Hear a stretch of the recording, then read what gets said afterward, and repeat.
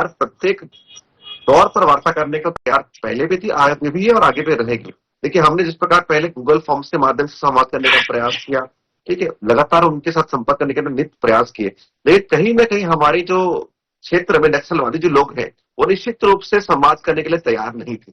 और इसलिए जब सरकार ने अपनी दृढ़ता दिखाई और शक्ति बढ़ती, तो कहीं ना कहीं मजबूरन नक्सलियों को ये पर्चे जारी करने पड़ रहे हैं। जिस प्रकार अपने पर्चे में स्वयं स्वीकार कर रहे हैं कि लगभग 400 से अधिक उनके नक्सली जो साथी हैं वो कुछ दिनों में मारे गए।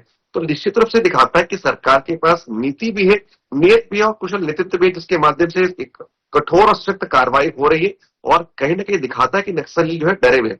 लेकिन जिस बात की आप कर रहे हैं संवाद की, देखिए हम समाज से कभी डरते नहीं, लेकिन ये निश्चित होनी चाहिए। एक तरफ नक्सलवादी जो है वो बंदूक चलाएंगे और कहेंगे कि वार्ता हो, तो निश्चित रूप से स्वीकार नहीं होगा।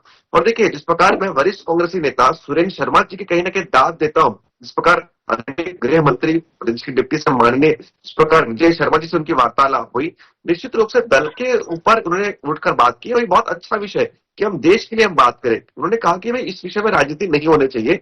और मैं देखिए बहुत ही प्रमुखता से और कहीं ना कहीं निष्ठापूर्वक कहूंगा कि सभी सरकारों का कहीं ना कहीं अपना योगदान है। योगदान कुछ देखिए, कुछ कम या कुछ ज्यादा जरूर हो सकता है, लेकिन इस नक्सलवाद को खत्म करने के लिए प्रत्येक सरकार ने कुछ ना कुछ योगदान दिया है।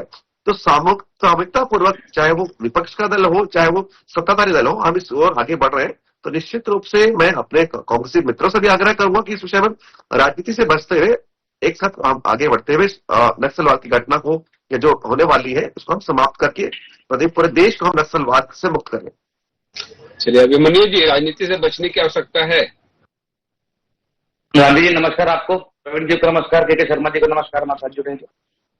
बिल्कुल सही बात है, नक्सली मुद्दा जो है उसमें